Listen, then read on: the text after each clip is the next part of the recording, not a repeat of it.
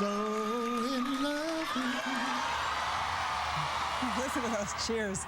President paying tribute to singer Al Green, who was in the audience at the Apollo Theater last night. The crooner-in-chief said he wanted to show his appreciation. Now, 7 weather with Chief Meteorologist Pete Bouchard. Temperatures in the teens tonight. It's all right by me, that's for sure. About 24 in Boston, 20 in Plymouth, 25 in Hyannis. Hey, it is winter. Best of every season, right? Well, we're going to get a good dose of old man winter tomorrow.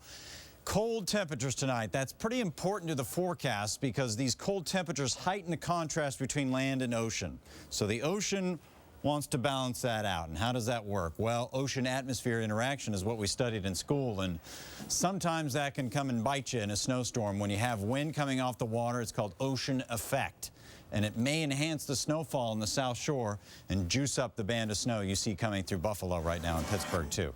Right now, it's not all that strong of a storm, nor will it be. This isn't a blockbuster. It's not a nor'easter. There's no coastal concerns. There's no strong wind. Just a gentle, steady snow through the day, so we can get through this, right? I mean, it hasn't been much of a winter.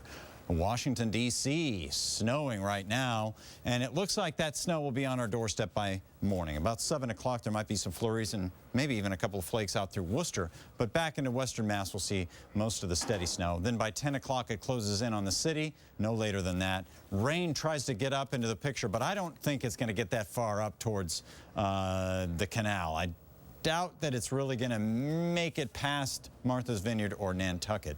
But anyway, the snow will wind down around 4 o'clock, then finish up at least in greater Boston around 7. But it kind of lingers on the South Shore. That ocean effect, that little ingredient could boost the amounts to 5 to 8, I think, down through Plymouth and Duxbury and Pembroke and even back to Taunton, too. We have a stripe of near 8 inches. And back to Providence and Hartford. 2 to 5, generally speaking, from Boston to Worcester, and then we kind of just let it go up across southern New Hampshire to a coating to 2. Many spots come away with a ½ inch, an inch. And I don't even know if it's worthy of plowing here across Nashua and Hudson, New Hampshire, Salisbury and Portsmouth and Exeter. I think we'll do all right just by letting it be and blowing around. And again, not a whole lot of drifting.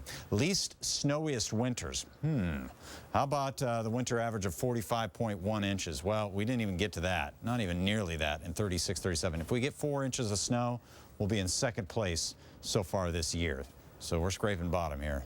Anyway, the Patriots won't be at 32 degrees. This is a heat wave compared to last weekend. An east-northeast wind at 8 to 15 miles an hour. There might be a couple of flakes, too. And our temperatures never really warm up during the day. Tailgating in the 20s, nothing better, right?